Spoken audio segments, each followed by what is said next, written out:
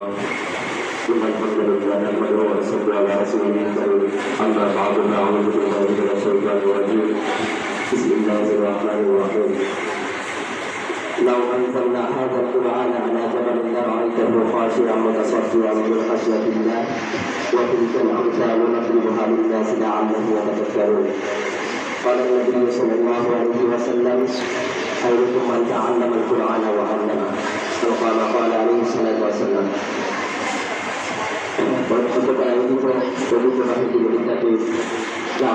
ইসলাম দাখিল মাদ্রাসা কর্তৃক আজকে শিক্ষক ও অভিভাবক সমাবেশে উপস্থিত আছেন আজকের অনুষ্ঠানের সম্মানিত শ্রদ্ধা মাননীয় সভাপতি সাহেব, উপস্থিত আছেন অত্র প্রতিষ্ঠানের সম্মানিত শিক্ষক শিক্ষিকাবৃন্দ এবং সম্মানিত অভিভাবকবৃন্দ, সবাইকে জানাই আন্তরিক ধন্যবাদ। আসলে এখানে একটা বিষয় দেখে আমি অত্যন্ত খুশি হয়েছি যে আমাদের এখানে ছাত্র প্রায় কমপক্ষে 200 কাছাকাছি হবে, কিন্তু এখানে এখনো দেখা যাচ্ছে না যে ছাত্রের পিতা আসছে। এতে বোঝা যায় যে এই এলাকার ছাত্রছাত্রীদের লেখাপড়ার ছুটি গুরুত্ব, লেখাপড়ার প্রতি যে দায়িত্বটা আছে মায়েদের মাসে, আসলে এটা খুব একটি ভালো দিক। আলহামদুলিল্লাহ, আমি আপনাদের এই প্রতিষ্ঠানে প্রায় 2 বছরের কাছাকাছি শিক্ষকতা করছি। তো শিক্ষকতা করার পাশাপাশি যে বিষয়গুলো দেখলাম, আমরা যতটুকু জানি মানুষ সমাজে বাস করে, রাষ্ট্রবিজ্ঞানের বলেছিলেন মানুষ সামাজিক জীব, যে সমাজে বসবাস করে না সে হয় পশু, না হয় দেবতা। আর এই সমাজে বসবাস করতে হলে মানুষের যে প্রথম যে দিকটা প্রয়োজন পরিবার, আর পরিবারটা হচ্ছে একটা সন্তানের প্রাথমিক শিক্ষা প্রতিষ্ঠান। আমরা মনে করি যে সন্তানকে শিক্ষা দান করার জন্য সব শিক্ষা প্রতিষ্ঠানে দিলেই চলবে। আসলে একটা শিশু একটা সন্তানের প্রাথমিক শিক্ষা প্রতিষ্ঠানটা হচ্ছে তার পরিবার। প্রাথমিক শিক্ষা কিন্তু সে পরিবারেই হয়ে থাকে। এটা আপনারা আশা করি আমার সাথে মত প্রকাশ করবেন। আদব, আখলাক, শিষ্টাচার, কথাবার্তা এগুলো তাকে প্রথমে পরিবারেই শিক্ষা দেওয়া হয়। তারপরে যখন প্রতিষ্ঠানে আসার পরে তাকে এগুলো রিপিট করা হয়, তার জীবনে পুরোপুরি এগুলো কামিয়াব হয়। লেখাপড়া করার পাশাপাশি যখন দেখা যায় তারা তাদেরকে কোনো কাজ দেওয়া হয়, অভিভাবকের দায়িত্বটা হচ্ছে শিক্ষককে কাজ দিলেন বাড়িতে, কাজটা দেওয়ার পরে সে কাজ কমপ্লিট করেছে কিনা এটা অবশ্যই অভিভাবকের দায়িত্ব। যদি লেখাপড়ার মধ্যে কোনো কাজ দিতে অভিভাবকের এটাও দায়িত্ব যে কাজে করা সে শিক্ষক শিখে না, আপনারা সেই শিক্ষক সহযোগিতা করবেন। আমি এই প্রকল্পে যতদিন আমি শিক্ষকতা করছি আমি এটা কেমন পাইনি। এরপরে দেখা যায় প্রতিষ্ঠানের মধ্যে সারা বছর চলে যায়, ছাত্রছাত্রী কোনো উপস্থিতি নেই, একদিন আসেন দুদিন আসেন না। আবার দেখা যায় বিভিন্ন সময় বিভিন্ন ধরনের অজুহাত থাকে।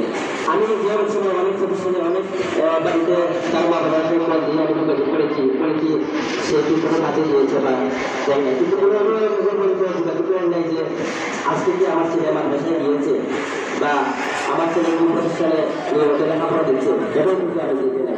কিন্তু এটা শিক্ষকের যেমন দায়িত্ব, অভিভাবকের যেমন দায়িত্ব আমি মনে করি। শিক্ষকরা যখন তাকে লেখাপড়া দিবেন, অভিভাবক শিক্ষকদের সাথে একটু সাপোর্ট করতে হবে, তাহলে একটা শিশু প্রকৃত শিক্ষায় শিক্ষিত হবে এবং জীবনে উন্নতি করতে পারবে। আরো কিছু জিনিস দেখলাম যে লেখাপড়া করতে হলে কিছু সরঞ্জাম দরকার। যেহেতু আমি বলি টিচার এখানে লেখাপড়া করতে হলে খাতা তো অবশ্যই দরকার, পাশাপাশি জ্যামিতি বক্স, ক্যালকুলেটর এগুলো দরকার। ম্যাক্সিমাম স্টুডেন্টের জ্যামিতি বক্স নেই, ক্যালকুলেটর নেই। ক্যালকুলেটর তাদেরকে বলার পর তাদেরকে খেলা যায় না। কিন্তু আমার মনে হয় না যে এখানে খুব গরিব আছেন, ক্যালকুলেটর কেনার মতো টাকা কেউ নেই, এরকম আমার মনে হয় না। আমি এরকম বলেছি যদি কেন আমাদের টাকা না থাকে আমার কাছে দিয়ে দেবেন, পরে আমাকে দিয়ে দেবেন। তারপরে দেখা যাচ্ছে যে ক্যালকুলেটর তারা আনে না, কারণ একটা 3 বছরের শিশু এই যে আমাদের ক্যালকুলেট করা আছে এটা সব ফাংশন জানে, সব ফাংশন সে ওভাবে করতে জানে। কিন্তু 25 বছরের একটা ছেলে ক্যালকুলেটরের কোনো যোগ করতে পারছে না, জানে না, অত্যন্ত গুরুত্বপূর্ণ বিষয় বর্তমান যুগে। এই দিকগুলো শিক্ষকরা যেভাবে দেখবেন ওরা আমার দায়িত্ব বলে দেন। আবার অনেক ছাত্রছাত্রী দেখা যায় যে রাত 12টা 11টার সময় দেখা যায় রাস্তাঘাটে খেলাধুলা করে, ছেলেদের বিশেষ করে ছেলেদেরকে পাওয়া যায় যে এই যে রাস্তাঘাটে যে ঘোরাফেরা করে, এটা কিন্তু বেশিরভাগ দায়িত্ব বলে হবে। আমরা তো প্রতিষ্ঠানে সকাল 9:30 থেকে 2টা পর্যন্ত আমরা ক্লাস করাই, এই টাইমের ভিতরে আমাদের দায়িত্ব। কিন্তু এরপরে তো দায়িত্ব অভিভাবকদের। তারা যে রাত 11টার পরে 10টার পরে রাস্তাঘাটে থাকে, আপনারা কি কোনোদিন তাদেরকে শাসন করেছেন? শাসন করলে কখন শাসন করেছেন? এই দিকটা একটু গুরুত্ব দিবেন দয়া করে। যদি তারা এই বয়সে রাস্তায় থাকে, তারা তাদের কি অবস্থা হবে পরবর্তী সময়ে, এটা দেখবেন। এরপরে আমাদের আরো কিছু সমস্যা, অনেক সময় তারা সারা সপ্তাহ আসে না। আমরা বলে বলছি যে যদি আপনারা কোথাও যান, মা বাবা দিয়ে কল দিবেন অথবা দরখাস্ত নিয়ে আসবেন, এটাও কোনো মা বাবা দিয়ে যোগাযোগ করেন না। এরকম হলে তো একটা প্রতিষ্ঠানে চলবে না। শিক্ষা এমন একটা জিনিস, প্রতিটি শিক্ষায় যারা শিক্ষিত হবে তারা ভবিষ্যতে তারা শিক্ষকদের সীমান্ত অভিভাবকের সীমান্ত করবে। কিন্তু এভাবে আসলে পেলে শুধু সার্টিফিকেট অর্জন করে যখন সে বড় হয়ে বিভিন্ন ধরনের অন্যায় কাজে যুক্ত হবে।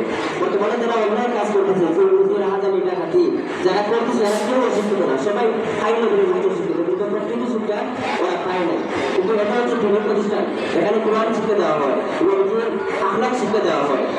এখান থেকে যদি শিক্ষা অর্জন করা হয়েছে মানুষের মতো মানুষ হতে পারলো না, প্রকৃত মানুষ হতে পারলো না, এর থেকে দুঃখজনক বিষয় আর নেই।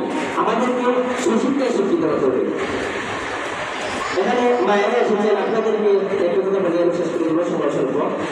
এখানে অনেক বেশিরভাগ সময় আমরা দেখেছি মেয়েরা করেন, মেয়েদের লেখাপড়ার প্রতি গুরুত্ব আরো বেশি বাড়াতে হবে। কারণ এই যে আজকে একটা বাস্তব প্রমাণ দেখা যাচ্ছে যে কোনো বিদ্যা আসেন নাই, মাতারাই এসেছেন, তার মানে বোঝা যায় যে লেখাপড়ার প্রতি গুরুত্ব দিতে গেলে মায়েরাই যথেষ্ট অবদান করেছে। সুতরাং আমাদেরকে আমাদের মায়েদেরকে পদক্ষেপ নিতে হবে, আমরা কিভাবে আমাদের ছেলেদেরকে মেয়েদেরকে আমরা শিক্ষায় শিক্ষিত করেছি।